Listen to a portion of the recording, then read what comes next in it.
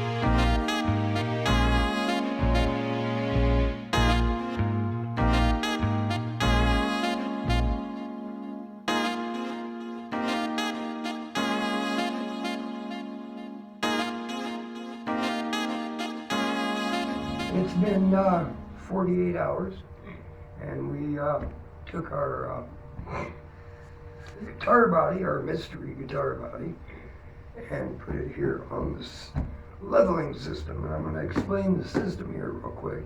It's really simple. It's just a sled. I use this to level the original slab of this walnut, and it works really well. And basically all it is just a set of rails. I want to make sure that they're perfectly flat, as flat as you can get them. I'd like to use some extruded aluminum like this, but I don't have any cash available at this point to get any that's about roughly 2.5 inches tall. That's where I would start. I'd like to actually go more like 3.5. I've got enough adjustment here to go down farther, but this works fine for me here.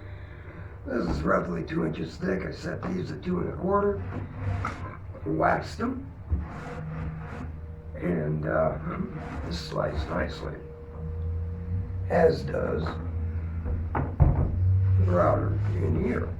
For this, we're just going to be using this jig to go back and forth this direction, and this should work out just wonderfully. So, without too much further ado, let me explain this too. We're using CMT's orange bits. These are made in Italy, and they're wonderful. I've been using these bits for years. 1/2 inch shank, 1.25 inch. That is a pretty good size router bit. Probably see it a lot better that way. It is carbide tipped, and again, a workhorse. So we're going to go plug this in and get at it. See you in a second.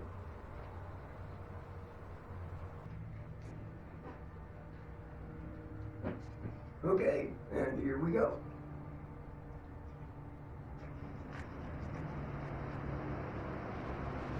Take as much dust out as we can. From here on out, music comes up, sound goes down because it's going to get loud.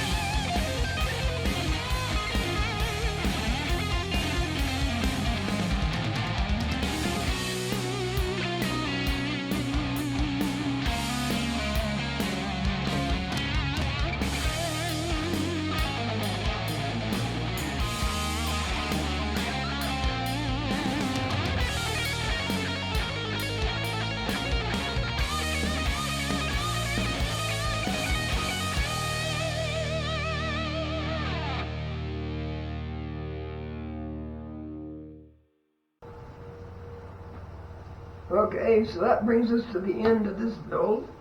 And here is our body blank. And the beginning of our next video, which is what we're going to do with it. Till then, stay upright, breathing, and creating. We'll see you later.